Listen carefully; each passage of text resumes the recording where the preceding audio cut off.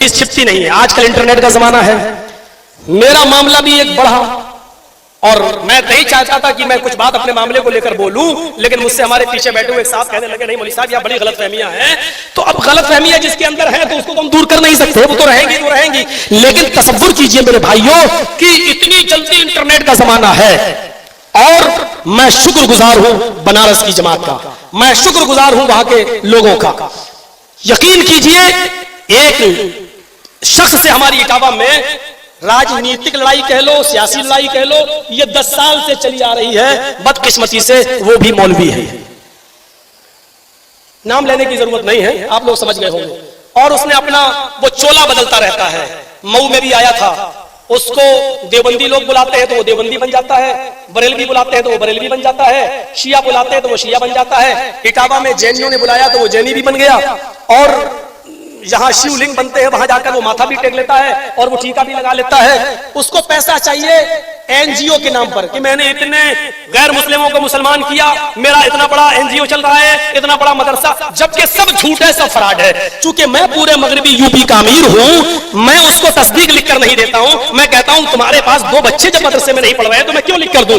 तो वो 10 साल से ये दुश्मनी चली आ रही है कि ये मेरा बाहर चंदा नहीं होने देता है, जहां होता है वहां रोक देता है, और जब कोई तलाश करने आता है मेरा मामला तो ये कह देता है यहां कुछ नहीं। तो बहुत से मामलात में उसने हमें फंसाना चाहा, लेकिन जब कोई दाल नहीं गली तो उसने बनारस की एक लड़की को जो दिमाग से पागल है, 6 साल से उसका दिमाग का इलाज चल रहा है, वो फजर की नमाज पढ़कर, फजर की नमाज के टाइम अजान के बाद वो निकलती है और इटावा का वो मौलवी 4 लोगों के साथ 4 4 व्हीलर यानी 4 पहिए वाली गाड़ी लेकर गोल गड्ढा पे खड़ा हो जाता है और उस लड़की को फोन करके बुलाता है। वो लड़की सुबह फजर की नमाज के टाइम पर गोल गड्ढा पहुंचती है, जलालीपुरे की रहने वाली है, और उस लड़की को टाटा सोमो में अपनी 4 व्हीलर गाड़ी पर बिठाकर इटावा लाता है। और 4 दिन उन 4 लोगों ने उसको अपने पास रखा, करहल, मैनपुरी और इटावा, उसको बहुत सी जगह घुमाया और उसको पढ़ाया, लिखाया, समझाया, उसके दिमाग में एक बात भर दी और वो उसको यहां भेज दिया ट्रेन पे बिठाकर, और इटावा की पुलिस उसको लेकर आई। इटावा की पुलिस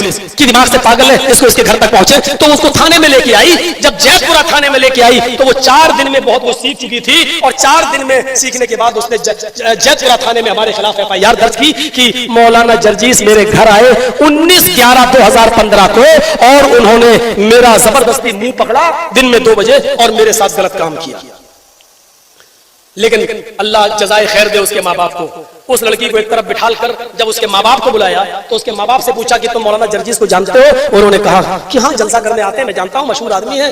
कहा नहीं तुम्हारे घर कभी आए? कहा नहीं हमारे घर तो नहीं आए। कहा तुम्हारी लड़की बोल रही है कि मेरे घर पे आए और 2 बजे दिन में 19/11/2015 को मेरे साथ गलत काम किया।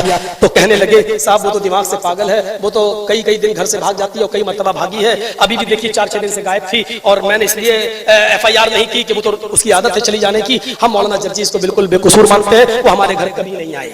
ये बाकायदा चार्जशीट पर पुलिस ने लिखा है। लेकिन लड़की के दिमाग में भर दिया या पैसा दे दिया उसको इतना। अब वो लड़की का जब 164 का बयान हुआ, कलम बंद बयान जिसको बोलते हैं, उसमें उस लड़की ने 15 दिन के बाद दूसरा बयान दिया। उसने कहा मजिस्ट्रेट के सामने कि मौलाना जर्जीस कभी मेरे घर नहीं आए, मुझे बनारस में जब जलसा करने आते थे तो मुझे होटलों में बुलाते थे और होटल में मेरे साथ गलत काम करते थे, और मैं 2 साल से मेरे साथ जबरदस्ती कर रहे हैं। तो जज ने पूछा भी उससे, मैडम जबरदस्ती एक बार होती है, बार-बार तो नहीं होती, 2 साल से जबरदस्ती हो रही तुम्हारे साथ? तो कहा नहीं, वो कह रहे हैं हम शादी कर लेंगे और अब शादी नहीं कर रहे हैं। तो बस इस बयान को लिखकर उसने जैतपुरा थाने को अलर्ट कर दिया कि आप जो है तफ्तीश करिए कौन सी होटल थी, कौन सी। अब लड़की से पूछा जा रहा है कि कौन सी होटल थी, किस होटल में तुम गई हो, 2 साल से तुम होटल जा रही हो। तो लड़की का बयान है जो चार्जशीट पर लिखा हुआ है कि मैं होटल जानती नहीं हूँ, पहचानती नहीं हूँ, और अगर मुझे होटल तक ले जाया गया तो मैं होटल पहुंच भी नहीं पाऊंगी। अरे 2 साल से तुम जा रही हो तो होटल नहीं, मैं नहीं जानती होटल कौन सी थी, मैं भूल गई। फिर उस लड़की का मेडिकल कराया गया तो मेडिकल में साफ तौर पर आया no life and dead is person, जो हमारी चार्जशीट पर लिखा हुआ है, और आगे भी लिखा है नो इंटरनल एंड एक्सटर्नल। ना उस लड़की के अंदर कुछ हुआ ना बाहर, यानी वो शादी से पहले जैसी थी वैसी है, उस लड़की के साथ कुछ नहीं हुआ। लेकिन मैं अरेस्ट स्टे ले चुका था इन तमाम आधार पर, लेकिन मुझसे मेरा वकील बोला इतना जबरदस्त ग्राउंड, लड़की FIR में कुछ बोल रही है और 164 में ये बोल रही है, होटल का पता नहीं, मेडिकल में। अरे तुम्हें तो खड़े खड़े बेल मिल जाएगी, आ जाओ तुम, कौन है? अरे कैसे तुम चले जाओगे जेल के अंदर? और मैं उस वकील की बातों में आ गया। हालांकि मुझे ना कोई पकड़ रहा था, ना कोई गिरफ्तार कर रहा था। मैंने सोचा इस केस को खत्म करें, मुकदमा लड़ाएं, बाइज्जत बरी हो। लेकिन मुझे क्या मालूम था कि ये सारे काम तो ट्रायल में काम आएंगे जब मुकदमा चलेगा। पहले तो लड़की का बयान ही सब कुछ है, पहले इधर आओ।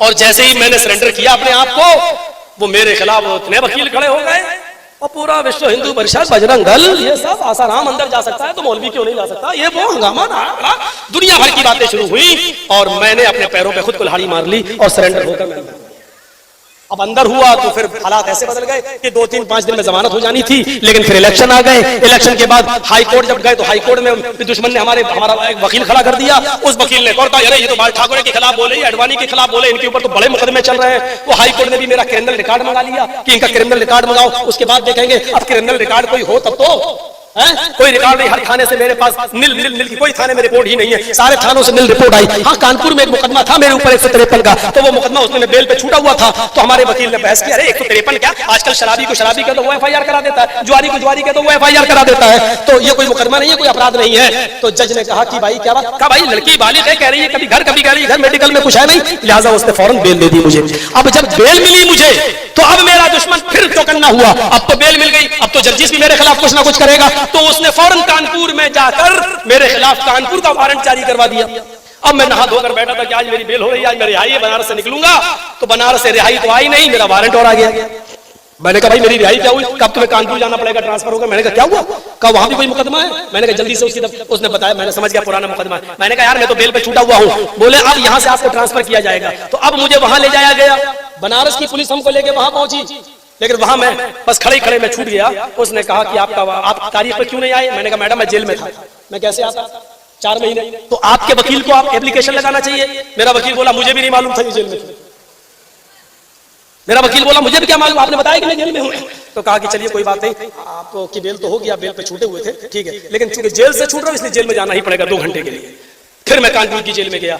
मेरे भाइयों, इस पूरी लड़ाई में ना लड़की के माँ बाप नहीं, सिर्फ उसी मौलवी का हाथ है जो बहरूपिया है, और वो आप लोगों तक भी चंदा वंदा करने आएगा। मैं पहले बता रहा हूं कि होशियार रहिएगा। मुझे भी जब आगे लड़ाई लड़ना है, कोई कंप्रोमाइज नहीं, कोई समझौता नहीं, मुकदमा लड़ूंगा। और इंशाअल्लाह मैं पहले भी कहा था और आज भी कह रहा हूं कि मैं इस मामले में, मैं शिया सुन्नी मामले में, अहले हदीस बरेलवी सुन्नी मामले में जेल में बहुत बार गया हूं और कभी डरा नहीं, होता रहता है। लेकिन 376 केस में जाना बहुत बुरा होता है। और मैं अपनी जमात को भरोसा दिलाता हूं, अपनी जमात को खास तौर पर, इंशाअल्लाह मैं आपके सर को शर्म से झुकने नहीं दूंगा। कभी इस तरीके का मामला मेरे साथ इंशाअल्लाह नहीं देखोगे। ये इल्जामात वक्ती तौर पर हैं, कोर्ट में मुकदमा चलेगा। लड़की ना होटल साबित कर पाएगी, ना होटल में एंट्री साबित कर पाएगी, ना उसके घर में हमें कभी कोई बता सकता कि मैं कभी गया हूं, और ना मेडिकल रिपोर्ट में कोई साबित कर सकता है कि मेरा काम किसी होटल में एंट्री नहीं, कभी उस लड़की की शक्ल तक नहीं देखी है। इंशाअल्लाह सच होता है और एक दिन ये सूरज की तरह चमकेगा। कुछ बदलियां आती हैं और सूरज को चमकने से रोक देती हैं, लेकिन सूरज फिर चमकता है, बदलियां फिर छटती हैं। वक्ती तौर पर कुछ परेशानियां हैं। बनारस की पूरी जमात ने मेरा साथ दिया। कल का जलसा भी बनारस में ही था मेरा, जलालीपुरे में, उसी मोहल्ले में जिस मोहल्ले का ये मैटर है। लेकिन हमने 1-2 मौलाना का वहां से फोन आया मेरे पास, बेटा मैं तुम्हारे साथ हूं, लेकिन अभी जलालीपुरा थोड़ा छोड़ दो क्योंकि यही का मामला है। लोग ये कहेंगे कि मौलाना जर्जीस को इतनी जल्दी क्या है उसी मोहल्ले में घुसने की। बेटा बाद में 1 महीने की बात कर लेना। उनकी बात मुझे भी समझ में आई और मैंने उस जलसे को मुलतवी कर दिया। अब वो रमजान की शब कदर में पहुंच गया है, लेकिन कल की ये डेट मैंने इलाहाबाद में नस्सू पहलवान को हडिया के लिए दे दी है और मैं अभी यहां से निकल जाऊंगा। तो ये चंद बुनियादी बातें मैंने आपके सामने पेश की हैं। एक फितना, एक साजिश है और ये किसी के भी साथ हो सकता है। हजरत आयशा इस तहमत से नहीं बच सकी, हजरत यूसुफ अलैहिस्सलाम इस तहमत से नहीं बच सके। मेरे भाइयों, जब कोई आदमी जितने ऊंचाई पर जाता है उसके दुश्मन उसको उतनी ऊंचाई से गिराने वाले भी उतने पैदा होते हैं। डॉक्टर जाकिर नाइक जैसी शख्सियत पर बताइए, जब आतंकवाद का किस्सा हटाया और ये केस हटा और कोई भी सीडी उनकी साबित नहीं हो सकी कि दहशतगर्दी में मुलव्विस है, तो अब करप्शन का और घोटाले का इल्जाम लगा दिया और पैसों का मामला उनके सामने आ गया है। अब इंटरनेट पर छाया हुआ है कि सऊदी गवर्नमेंट ने उनको नेशनलिटी दे दी। अल्लाह करे कि ये खबर सच हो और अल्लाह उनकी हिफाजत फरमाए, अल्लाह उनकी हिफाजत करे और अल्लाह उनसे दीन का काम लेता रहे। मेरे प्यारे साथियों, मैं हिंदुस्तान में हूं, हिंदुस्तान में रहूंगा, मैं हिंदुस्तान को छोड़ के नहीं जाऊंगा। चाहे कितने बड़े बड़े मुकदमे मेरे ऊपर चले, कितने बड़े बड़े मुकदमे चले, मैं मुकदमों को चैलेंज करता हूं और फेस करना जानता हूं। और मुझे हमारे हिंदुस्तान की अदालत का भरोसा है कि एक दिन इंशाअल्लाह बाइज्जत बरी होकर मैं निकलूंगा।